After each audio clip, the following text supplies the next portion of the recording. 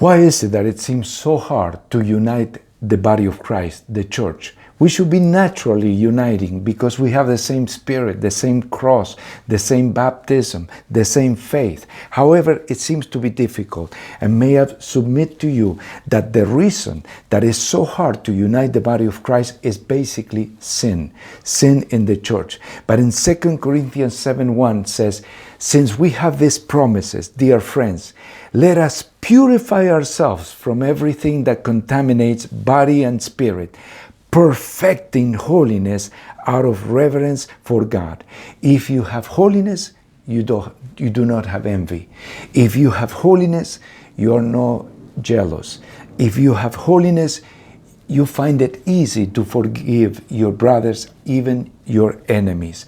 So I'm going to encourage the body of Christ. I'm going to encourage every intercessor to follow holiness 100%.